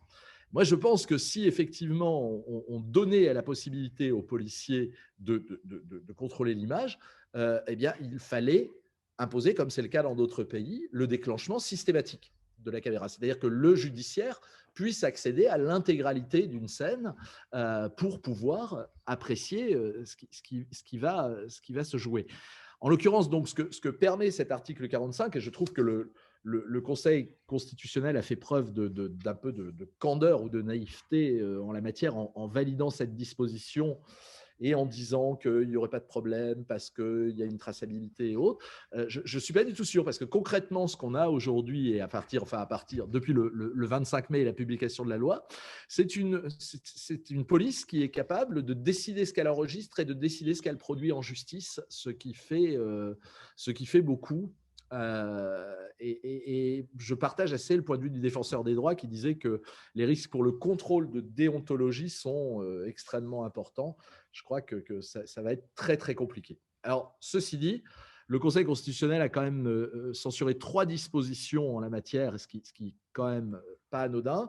Censurer le placement sous vidéosurveillance des personnes en garde à vue ou dans les centres de rétention administratifs. Censurer les dispositions relatives aux caméras embarquées sur les véhicules de police, et surtout censurer les dispositions en matière de drones. Et là, je ferai juste une remarque. Je trouve que sur ce point particulièrement, sur les drones, le Conseil constitutionnel a fait preuve de beaucoup de pragmatisme dans la mesure où il délivre une sorte de vade-mecum aux législateurs pour savoir, pour grosso modo lui permettre de faire une norme constitutionnelle. Pourquoi je dis pragmatisme? Parce que les condamnations de la préfecture de police de Paris par le Conseil d'État, qui par 2 fois a interdit à la préfecture de police d'utiliser ces drones en maintien de l'ordre sans être entendue, c'est-à-dire qu'on a cette situation particulière où la préfecture de police viole ouvertement une décision de justice dans chaque manifestation, eh bien, prouve à l'évidence donc que au moins la préfecture de police de Paris n'avait pas l'intention de se soumettre aux décisions de justice en matière d'utilisation des drones. Je trouve donc que de la part du Conseil constitutionnel, prendre la peine de préciser avec autant de détails ce qui pourrait être les conditions légales d'utilisation des drones dans le travail de police permet aux législateurs de réagir très vite. Et on a vu le ministre de l'Intérieur dire qu'il allait prendre très très vite des mesures permettant de compenser ça.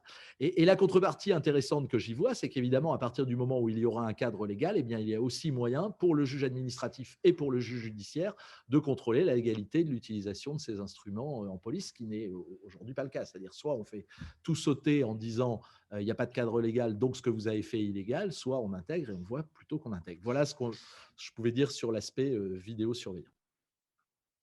Donc c'est vrai, vaste sujet hein, que celle de l'introduction des nouvelles technologies finalement, hein, dans tout ce nouvel appareillage policier, hein, et puis plus largement au niveau local, on parle les bailleurs sociaux aussi hein, qui ont recours à la vidéo. Enfin, il y aurait beaucoup de choses à dire sur toutes ces questions-là. Je ne sais pas si nous avons une réaction ou cette question des technologies et de leur encadrement juridique et de leur déploiement opérationnel aussi va poser des questions sans doute à l'avenir, avec la question de la philosophie qui qui se met en place. C'est-à-dire que si on prend le modèle chinois, à la fin, certaines expérimentations, on voit bien que couplé à de l'intelligence artificielle, couplé à des bases de données biométriques, tout ça, très vite, ça peut aboutir à une reformulation complètement différente de la surveillance de l'espace public, voilà, avec de nouveaux instruments, de nouveaux types de mise en œuvre de l'action policière, alors police nationale, mais aussi police municipale, et peut-être autres opérateurs dont on a parlé, sécurité privée, agents bailleurs, pompiers. On voit bien qu'il y a tout un tas aussi d'acteurs dont on a moins parlé, qui sont des acteurs peut-être secondaires, agents de sûreté des transports publics, etc., etc., police spécialisée, voilà, qui investissent tout ce champ-là. C'est pas secondaire. C'est vraiment le continuum de sécurité tel qu'on peut l'imaginer, puisque tu as toute une série de dispositions dans la loi sécurité globale qui disent que, par exemple, les bailleurs vont transmettre en temps réel à la police pour constater l'infraction de l'article L126-3, c'est-à-dire l'occupation abusive de hall d'immeuble. Donc, on transmet à la police pour qu'elle ait même chose s'agissant des entreprises de transport, transmission en temps réel, mais aussi possibilité pour les agents de sécurité privée des entreprises de transport, donc le GPSR et la SUGE, d'avoir accès à ces vidéos pour leurs interventions. Et donc là, c'est du transfert vers la sécurité de la SNCF ou de la RATP, qui évitera aux policiers, enfin police nationale, de se déplacer pour laisser les agents avec comme seul contrôle un contrôle policier et plus un contrôle judiciaire. Quand je dis qu'on abaisse le niveau de contrôle, les agents du GPSR ou de la SUGE agiront sous le contrôle du policier ou du gendarme présent. C'est-à-dire ils ont accès à l'image sous le contrôle du policier ou du gendarme présent. Donc, c'est vraiment une reconfiguration de tous ces dispositifs. Mais comme tu le disais, on a vraiment cet élargissement. Tous ceux qui peuvent produire de l'image et qui, dans le cadre du continuum, sont associés à la sécurité, à la nouvelle définition de la sécurité, vont devoir mutualiser tout ça. Et on a donc une surveillance de masse. Merci. Donc, bon, on arrive, je crois, au bout de notre webinaire. On voit bien qu'on pourrait y rester sans doute.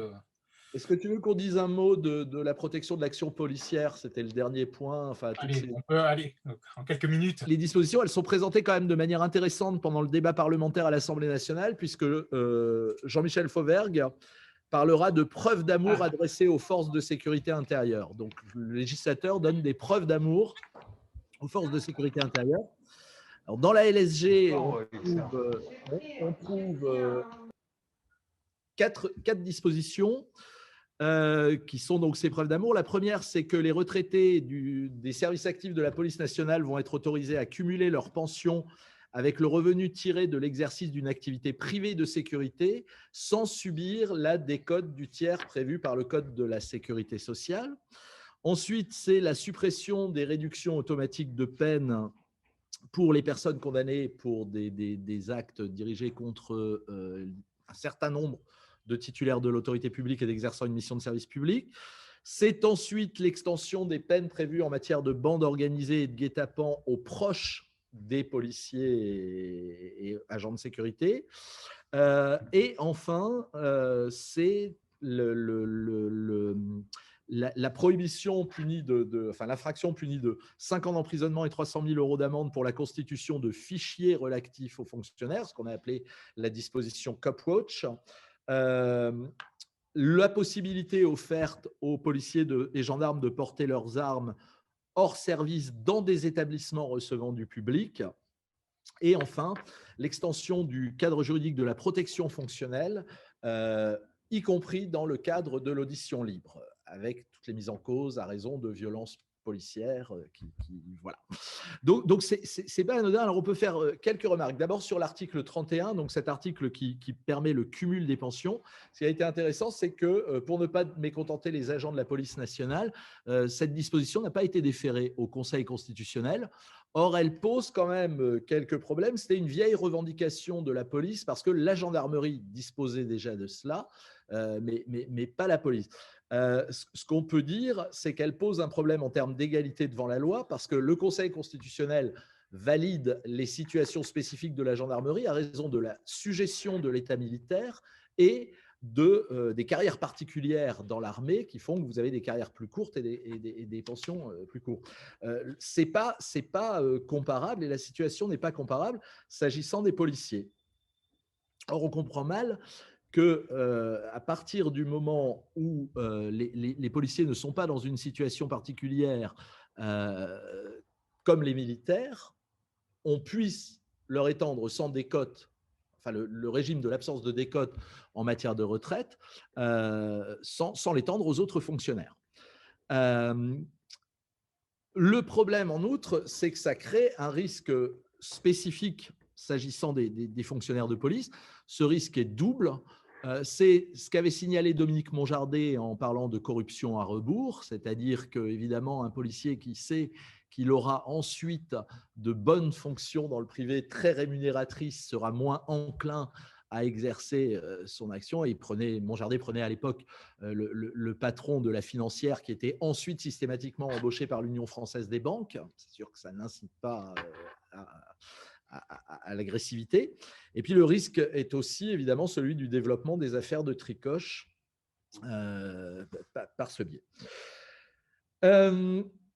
C'est le premier point. Sur l'article 50, là, je crois qu'on peut reprocher au Conseil constitutionnel d'avoir aussi fait preuve d'une drôle d'interprétation.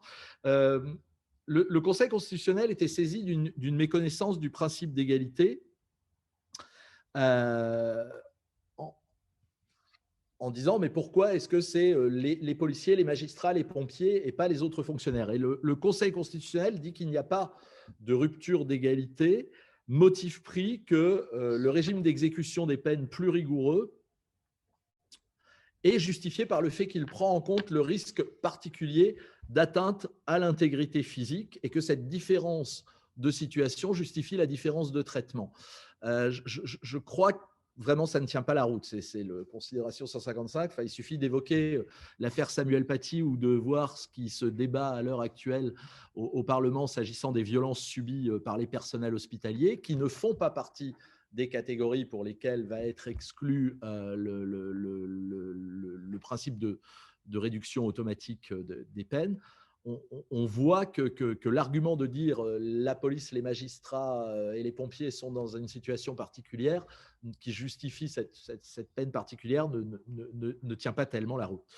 En revanche, ce qui est intéressant, c'est cette censure de ce qui avait fait l'essence de la contestation de la loi sécurité globale, c'est-à-dire d'abord cet article 24 devenu article 52 et donc ce délit de provocation dans le but manifeste qu'il soit porté atteinte à l'intégrité physique des fonctionnaires de police.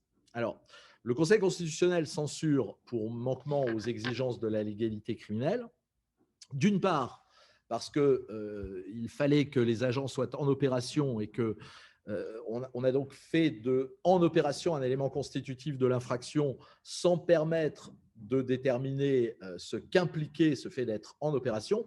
Mais c'est surtout le d'autre part qui est intéressant. La censure dit que le législateur n'a pas déterminé si le but manifeste qu'il soit porté atteinte à l'intégrité physique ou psychique des policiers devait être caractérisé indépendamment de la seule provocation à l'identification. En d'autres termes, c'est intéressant pour le juriste parce que le Conseil constitutionnel pose une exigence de précision qui s'impose dans la définition du dol pénal pour ce type d'infraction. Et là où ça devient franchement intéressant, c'est que qu'est-ce qui était problématique dans cet article 24 devenu article 52 ? Eh bien, c'est qu'on avait affaire à un nouvel exemple de ce que je qualifie les délits de convenance policière, c'est-à-dire des délits qui sont créés par le législateur aujourd'hui, non plus pour réprimer un comportement qui serait considéré comme problématique, mais pour permettre le placement en garde à vue. Et on assiste ces derniers temps à une multiplication de ces délits. Le Conseil constitutionnel a déjà censuré dans la LPR l'intrusion dans des établissements universitaires, alors sur le fondement de la cavalerie, mais là, pour la première fois, le Conseil constitutionnel dit vos délits de convenance policière, c'est-à-dire des délits qui permettent aux policiers d'anticiper la commission d'une éventuelle infraction, eh bien, ne sont pas satisfaisants en termes de composition des éléments constitutifs, que ce soit l'élément matériel ou que ce soit l'élément moral. Et depuis donc la décision loi sécurité globale, je suis assez impatient de voir monter une QPC sur le délit de s'apprêter à participer à un mouvement violent. Avec le changement des circonstances qu'a pu constituer le mouvement des Gilets jaunes, je serais très intéressé de voir ce que le Conseil constitutionnel peut dire sur ce qui est l'essence aujourd'hui du délit de convenance policière permettant l'interpellation préventive, pourtant déclarée illégale par la Cour de cassation. Voilà ce qu'on pouvait dire. Je rajoute juste un petit mot sur ce qu'a dit Olivier, notamment sur le cumul d'activités après le départ en retraite. Ce qu'il disait, ce qui était expliqué, c'est qu'effectivement, vous souvenez-vous de l'affaire Ruffin-Fakir, où l'ex-patron de la DCRI qui a été condamné d'ailleurs, est repris chez LVMH et a fait profiter LVMH de son carnet d'adresses et notamment de policiers d'actifs à mettre sous surveillance le député Ruffin. Sur le port d'armes, bon, il y a quand même, c'est pas nouveau, puisqu'on a toujours eu la possibilité de porter notre arme H24 7 jours sur 7 quasiment. On était limité sur notre lieu d'affectation, c'est-à-dire sur la partie territoriale de là où on exerçait notre profession. Suite aux attentats de 2015, on nous a étendu cette zone géographique à l'ensemble du territoire national. La nouveauté, c'est qu'effectivement, maintenant, on peut aller dans des établissements recevant du public, et ça pose un grave souci. Le premier, c'est que, j'ai envie de dire, un peu comme les cadres, nous aussi, on a le droit et on demande le droit à la déconnexion, puisque le policier, il est policier 7 jours sur 7, il est dans l'obligation d'intervenir quand il constate une infraction, même en repos, sauf qu'il n'interviendra pas de la même façon selon qu'il soit armé ou non armé. Et ça pose aussi un problème. Un policier non armé, il aura plutôt tendance à prendre son smartphone et à faire le 17. Un policier armé, il aura peut-être la mauvaise initiative d'agir tout seul. Et puis le deuxième gros souci, c'est ce qui est soulevé notamment par les patrons de salle, c'est comment reconnaître une vraie carte de police d'une carte apocryphe. Ça va être quand même extrêmement compliqué. Et puis sur l'article 24, devenu 52, il est évident que c'était très attentatoire à la liberté de la presse et à la liberté de l'information. Et moi, je considère que la population, elle a aussi le droit d'exercer son contrôle sur l'exercice de la police à tout moment. Et que ça, on ne peut pas lui enlever. C'est le fameux article 12, ce que disait Olivier en introduction, et ça, c'est quelque chose qui n'est pas entendable. La police, elle ne peut pas être contrôlée par la seule police. C'est juste pas possible, surtout quand on voit dans les conditions dans lesquelles aujourd'hui l'IGPN a du mal à fonctionner. Voilà. Et quand on leur parle d'indépendance, c'est extrêmement compliqué pour la hiérarchie policière de vouloir l'indépendance de son corps d'inspection. On a une loi sécurité globale, mais on voit bien que cette loi de la sécurité globale, elle nous amène aussi à avoir une sorte de réflexion globale sur ce qu'est l'activité policière aujourd'hui, sur ses frontières, sur qui est responsable, qui contrôle, qui ne contrôle pas. Tout un tas de questions qui sont fondamentales au regard de notre droit, mais aussi finalement de notre vie sociale et des modèles politiques qui sont en train de se développer, de savoir comment on met en œuvre l'ordre dans nos sociétés, avec quels instruments, avec quel pouvoir et à quel niveau de coercition. Donc, il faut bien que ça nous amène sur des débats presque à la fois très concrets, mais en même temps très, très philosophiques, peut-être sur notre conception de l'ordre et du désordre et sur la manière dont on régule. En tout cas, je tiens à vous remercier dans cet exercice qui n'était pas si facile, parce que quand on voit le volume de mesures qui ont été finalement intégrées dans ces textes de loi, vous avez réussi à à rendre compte de tout ça de manière assez synthétique. En 1h30, on a pu couvrir beaucoup de thématiques. Je remercie donc je vous remercie à vous, je remercie toutes les personnes présentes à ce webinaire, qu'on rendra disponible en ligne pour ceux qui veulent revenir sur tel ou tel argument. Merci à tous et à très bientôt.